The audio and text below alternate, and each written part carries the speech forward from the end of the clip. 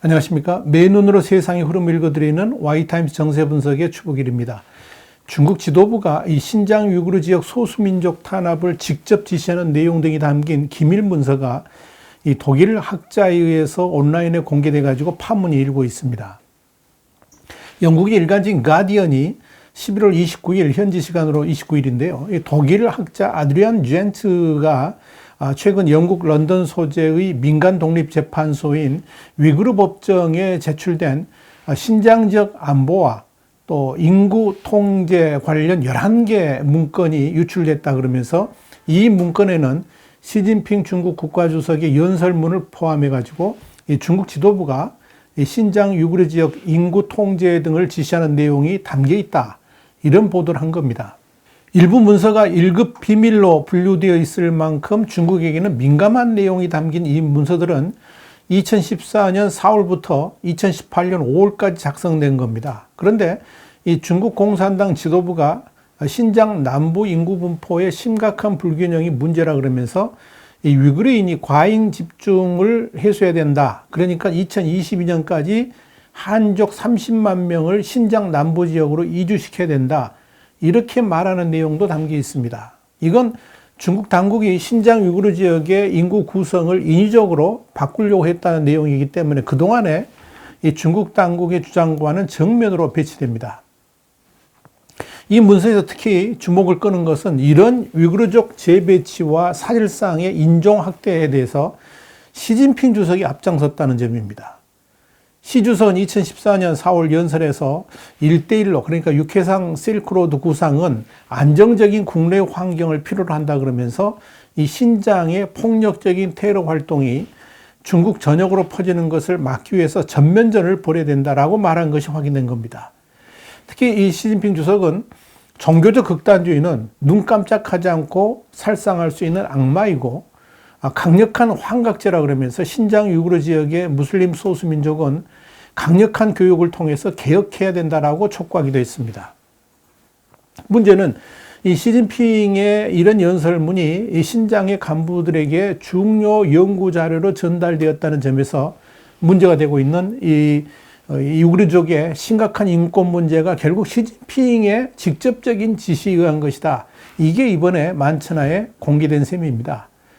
문서에는 이 신장 위구르 자치구의 당서기인 천취양궈의 성명도 담겨 있었는데요. 그가 관리들한테 직접 재교육시설에 수용해야 될 사람들은 모두 소집하라 그러면서 이 지역에 이 직접 재교육시설은 장기간 확고하게 운영돼야 된다. 이렇게 지시하는 대목도 담겨 있었습니다. 젠츠 교수는 이 기밀 문서의 내용에 대해서 재교육시설에서의 강제 수용, 강제적인 노동력 이동 등 2014년 중국 지도부의 요구, 그리고 이후 신장에서 발생한 상황의 여러 연관성을 보여주는 만큼 중요한 문건이다. 이렇게 지적을 했습니다.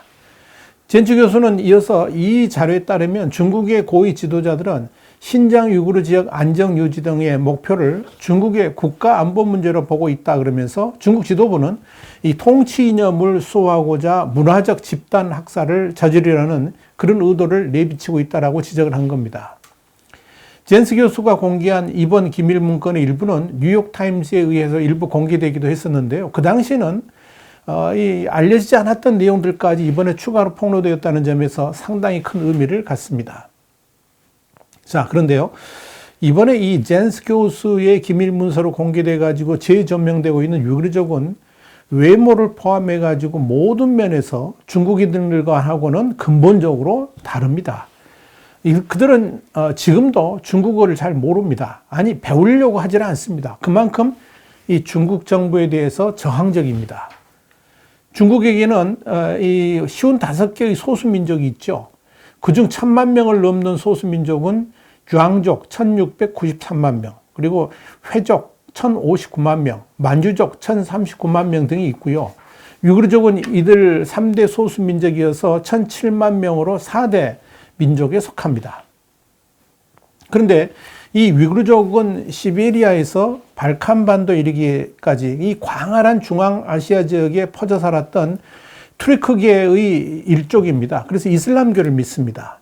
한때는 이들이 위구르 제국을 세우기도 했습니다만은 청나라 때 복속된 후에 지금에 이르고 있는 겁니다. 20세기 들어가지고 위구르족의 독립운동도 활발해지면서 중국의 혼란기를 틈타 두 차례나 동트르키스탄 공화국을 세운 적도 있었습니다만은 오래가지를 못했습니다. 그리고 1949년에 중화인민공화국이 수립되면서 신장 위구르 자치국으로 결국 편입되었죠. 그러나 이 위구르족의 독립운동은 지금도 연연하게 이어지고 있습니다. 그 중심에 동트르키스탄 이슬람 운동, 이걸 ETIM이라고 그러는데 이 ETIM이라는 무장단체가 있습니다.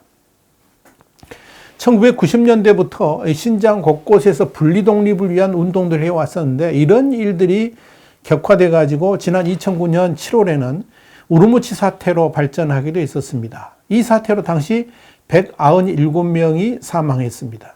자, 이렇게까지 유혈 사태로 격화된 것은 신장 자치구가 말로만 자치구이지 강압적인 통치를 통해서 위구르족들을 탄압했기 때문에 그렇습니다. 특히 당시 신장 자치구의 왕리치안 당서기는 북한의 5호 담당제와 비슷한 감시 조직을 운영하면서 이 위구르족들을 범죄 집단 다루듯이 가혹하게 통치를 했습니다. 중국은 이 사태 이후에 당서기를 경질하면서 유화적인 정책을 펼치고 있습니다만 그 기본은 하나도 변화된 것이 없습니다.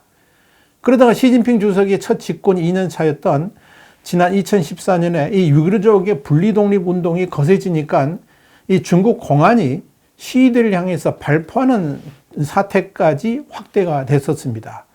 그런데 시진핑 주석은 4월 말에 이 신장 지역을 직접 방문한 후에 대대적인 소탕 작전과 강력한 대처를 지시하게 됩니다. 이번에 잔스 교수의 기밀 문서 공개로 드러난 시진핑 주석의 지시 내용도 바로 이때 나온 겁니다. 이 신장 위구르 지역의 인권 문제가 폭로된 것은 뭐 어제 오늘의 일이 아니죠. 지난 2월 초에는 영국의 BBC가 위구르족 재교육 시설에 수감됐다가 풀려난 위구르족 여성을 인터뷰해가지고 이곳에서 집단 성폭행이라든지 강제 피임 수술 등이 이루어졌다. 이런 폭로를 해가지고 엄청난 파문이 일은 바 있습니다. 이뿐 아니죠. 지난 6월에는 뉴욕타임스가 중국 정부가 미국산 장비를 몰래 들여와가지고 수년째 위구르족 유전자 DNA 정보를 수집하고 있다라고 보도해가지고 또 파문이 일어섰습니다. 이걸 통해서 이 신장 지역 위구르족에 대한 감시와 통제를 강화하려고 했다는 거죠. 중국 관영신화통신에 따르면 2016년, 2017년 신장 지역 주민들의 무료 건강검진 참가 횟수가 3,600만 회에 달했다고 보도한 바 있었는데요. 이런 건강검진을 기회로 해가지고 위구르족에 대한 유전자 정보는 물론이고 얼굴, 지문, 또 음성 정보까지 확보했다는 겁니다. 중국 당국은 이런 정보를 활용해가지고 이 위구르족을 추적하는 데 사용한 것으로 추정됩니다. 미국의 과학저널인 뉴아틀란티스는 이 유전자 정보는 그 사람의 기본적인 신체 특징뿐만 아니라 향후 병에 걸릴 위험, 행동 양식 등도 파악할 수 있기 때문에 이 정보를 뺏긴다는 것은 상상할 수 없을 만큼 큰 의미다. 이렇게 말을 했습니다. 또 지난 6월 11일에는 인권단체인 국제 엠네스티가 중국 신장 위구르 자치구에서 자행되고 있는 고문 같은 인권유리를 드러내는 새로운 증거를 공개해가지고 파문이 일어섰습니다. 이 보고서에 따르면 수십만 명에 달하는 무슬림이 일상적인 고문과 구타 같은 잔혹한 행태가 적나라하게 담겨 있었습니다. 아네스 칼라마르 엠네스티 사무총장은 중국 정부는 신장 위구르 자치구에 지옥도를 만들고 있다 그러면서 엄청나게 많은 사람들이 수용소에서 세뇌와 고문에 고통받고 있고 수백만 명은 광범위한 감시와 공포 속에 살아가고 있다는 사실은 인류의 양심에 큰 충격을 안겨야 된다라고 규탄한 바 있습니다. 자, 이렇듯 이 중국 정부의 위구르족 인권 탄압에 관련된 자료는 끝이 없습니다. 그런데 여기서 특히 주목해야 될 부분은 그런 인권 침해가 시진핑 주석의 직접적인 지시에 의한 것이고 그렇기 때문에 시진핑 주석이 이 위구르족 인권 침해 문제와 관련해 가지고 직접적인 책임이 있다는 점입니다. 시진핑 주석은 잔스 교수가 공개한 기밀 문서 외에도 지난 7월에는 신장 지역 치안을 담당하는 특수부대에게 이 영예 칭호를 수여하면서 이런 말을 했었습니다. 적과 시련에 맞서 용감하게 전진하라. 이렇게 격려한 사실이 있었습니다. 지난 7월 6일 중국 공산당 기관지인 인민일보가 보도한 바에 따르면 이 신장에서 유구르족에 대한 검문 검색과 연행 등의 임무를 수행하고 있는 이 무장경찰 특수부대에 대해서 그렇게 말하면서 인민해방군 전군이 이 부대를 본받으라 이런 말까지 했다는 겁니다. 물론 중국은 이 신장 유구르족에 대한 국제사회의 지적을 내정 간섭이라고 말하면서 반발하고 있습니다만은 이건 소수민족에 대한 인권 문제라는 점에서 앞으로 국제사회의 강력한 항의는 더욱 거세질 것으로 보입니다. 특히 이제까지는 신장 유구르족에 대한 탄압에 대해서 중국 정부 당국을 직접 겨냥을 해서 이렇게 거세게 대응을 했습니다만 앞으로 그 초점이 시진핑 주석 개인에게 이렇게 초점을 맞추면서 공세를 이어갈 것으로 보여서 더욱 주목이 됩니다. 중요한 것은 이 젠스 교수가 공개한 이 유구르족 관련 기밀 문서 공개가 앞으로 어떤 파장을 일으킬 것인가 하는 점입니다. 특히 이번 공개 시점 자체가 내년 2월 열리게 되는 이 베이징 동계올림픽의 외교적 보이콧 논의가 확산되는 가운데 나왔다는 점을 주목할 필요가 있을 겁니다. 자, 그렇다면 유구르족에 대한 대대적인 탄압 자체가 베이징 동계올림픽 보이콧에도 기름을 부을 가능성이 충분히 있습니다. 특히 중국의 유구르족 인권 탄압 문제가 어느 정도 확산되느냐에 따라서 외교적 보이콧을 넘어서 전면 거부 쪽으로 흐를 수도 있다는 점에서 주목받고 있습니다. 이미 중국의 테니스 스타인 펑샤이의 미투 사건으로 이미지가 나빠질 대로 나빠진 상황에서 코로나19의 새로운 변이인 오미크론까지 확산되는 데다가 이 유구르족에 대한 시진핑 주석의 무자비한 탄압 지시까지 확연하게 드러나면서 이 베이징 동계올림픽이 또 다른 위기를 맞을 수 있다. 이런 전망들이 흘러나오는 겁니다. 벌써 세계 최강의 북미 아이스하키 리그, 그러니까 NHL 선수들이 베이징 올림픽에 불참할 가능성이 높아지고 있다. 이렇게 홍콩의 사우스차이나 모닝포스트가 11월 29일 보도를 한 바 있습니다. 코로나19에 대한 중국의 불확실성, 그리고 펑샤에 대한 문제들이 복합된 결과라는 겁니다. 이건 단순하게 베이징 올림픽 보이콧 문제만 아니라 중국의 외교적 고립을 넘어서 다양한 방면에서 중국 배제를 불러오는 도화선이 될 수도 있다.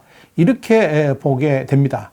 특히 이 유구르족 사건에 대한 모든 책임이 시진핑 주석에게 있기 때문에 인권 범죄자로 낙인을 찍히면서 거센 저항을 받을 가능성도 충분히 있습니다. 그렇기 때문에 젠스 교수의 기밀 문서 공개는 앞으로 상당한 파장을 불러오지 않겠나 이렇게 예상됩니다. 와이타임즈 정세 분석이었습니다. 다음 시간에 다시 뵙겠습니다. 감사합니다.